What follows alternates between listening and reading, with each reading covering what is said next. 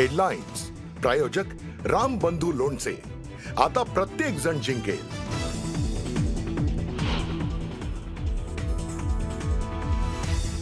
आज राज्यातील 29 पालिका निवडणुकांचा प्रचार थंडावणार.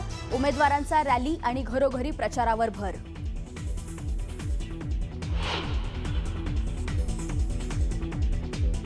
प्रचाराच्या शेवटच्या दिवशी नेते मंडळींचा रोड शोवर भर.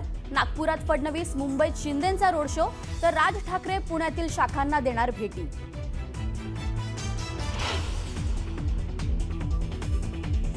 मुख्यमंत्री फडणवीसांकडून शिवतीर्थावरील सभेत लाव रे तो व्हिडिओ. ठाकरे बंधूंचे एकमेकांवर टीका करणारे दाखवले व्हिडिओ.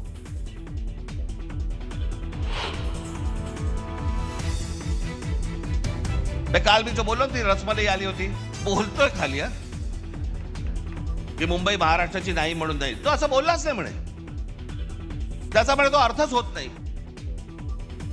अण्णामलईंचा व्हिडिओ दाखवत राज ठाकरेंचा मुख्यमंत्र्यांवर हल्लाबोल.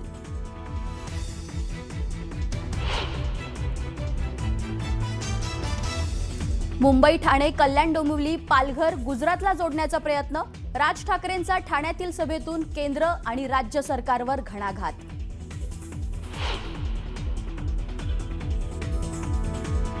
पाच वर्ष घरात बसून निवडणूक आली की मुंबई धोक्यात. एकनाथ शिंदेंची ठाकरेंवर टीका. करून दाखवलं तसं खाऊन दाखवल्याचं होर्डिंग लावा, शिंदेंचा टोला. आणि बांगलादेशात आणखी एका हिंदूची हत्या. समीर कुमार दास या व्यक्तीला जमावानं केलं ठार. महिन्याभरात 8 हिंदूंची हत्या.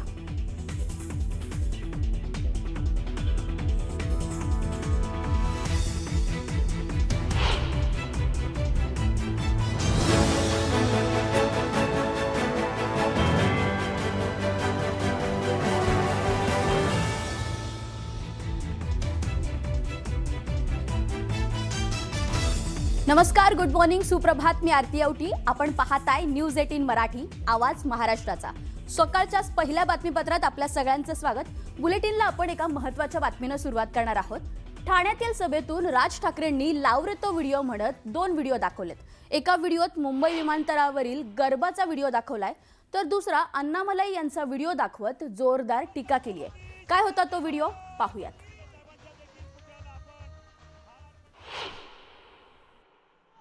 काल मी जो बोललो ती रसमलाई आली होती, तो सांगतोय की मुंबईचा आणि महाराष्ट्राचा काही संबंध नाहीये, हे स्वतः सांगतोय. आणि फडणवीस म्हणतात नाही, तो असं काही बोललाच नाही, त्याचा तो अर्थच होत नाही म्हणे. मला असं वाटायचं की फडणवीसांना इंग्रजी कळतं, पण कसं आहे, खोटं बोलत राहायचं. त्यांना वाटतं ह्याच्यातनं लोकांना वाटेल की बाबा नाही, खोट्याचं खरं करता येतं. नाही होणार. आता मला आत्ताच सकाळी कोणीतरी त्याची एक क्लिप पाठवली. लावर येतोय. Bombay is not a Maharashtra city. Bombay is not a Maharashtra city. तो बोलतोय खाली की मुंबई महाराष्ट्राची नाही म्हणून नाही. तो असं बोललाच नाही म्हणे, त्याचा म्हणे तो अर्थच होत नाही. किती खोटं बोलायचं, काही मर्यादा.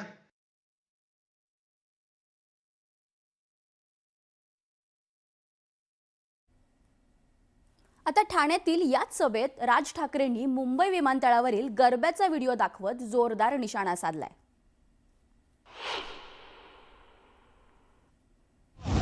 राज्याची राजधानी मुंबई विमानतळावरती जेव्हा गौतम अडानीने विमानतळ ताब्यात घेतलं, ते ताब्यात घेतल्यानंतर तुम्हाला काय सांगायचं होतं आम्हाला, ज्याच्यातनं ही कृती केली, बघा.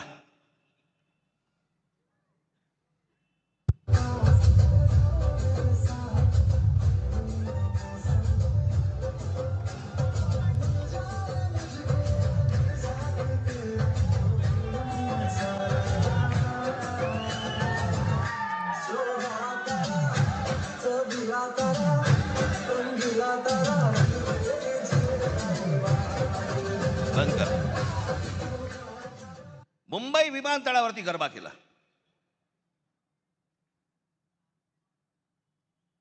तुमची ओळख पुसून टाकायची. मुंबई तुमची नाहीये. गणपतीमध्ये ढोल लेझिम वाजवलेत का हो?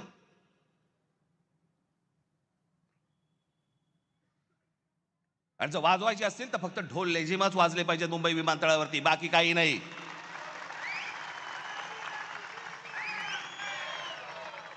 ही मुंबई आहे, ही मराठी माणसाची आहे. हा महाराष्ट्र, हे ठाणं हे मराठी माणसाचं आहे.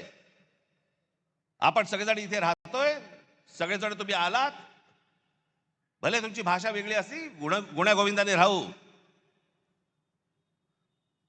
पण आमच्या घरी यायचं कपाट दुरुस्तीला आणि बायकोकडे नजर टाकायची कळणार नाही. अदानींसोबत दोस्ती करण्याइतका मी अडाणी नसल्याचं राज ठाकरे म्हणालेत. तर त्यांच्या टीकेला शिंदेंनीही खोचक टोला लगावलाय. पाहूयात. आणि मी सांगतो, जब चाहिए हरी पत्ती, जब चाहिए हरी पत्ती, तब याद आते हैं उद्योगपती. असं यांचं हे आहे, असा यांचा स्वभाव आहे. आणि म्हणून आमच्यासाठी उद्योगपती नाही, उद्योग तर आलेच पाहिजे, पण मुंबई फर्स्ट आणि मुंबईकर फर्स्ट, हीच आमची भूमिका आहे. ज्या वेळेला या महाराष्ट्रावरती संकट येईल, ज्या वेळेला या मुंबई ठाणा आमच्या शहरांवरती संकट येईल, राज ठाकरे दोस्ती बिस्ती बघणार नाही कुठे. आणि अडाणीशी दोस्ती करण्याचा माझा विषयच नाही. मी इतका अडाणी नाहीये.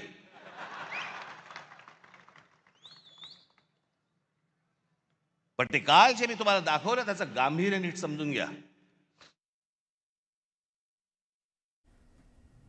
तर दुसरीकडे गैरभाजप शासित राज्यांमध्येही अदानींची किती गुंतवणूक आहे याची यादीच मुख्यमंत्र्यांनी वाचून दाखवली. उद्योजकाला नाकारलं तर रोजगार कसा मिळेल असा प्रश्नही फडणवीसांनी उपस्थित केला. 2014 मध्ये भारत जगात 11वी अर्थव्यवस्था होता.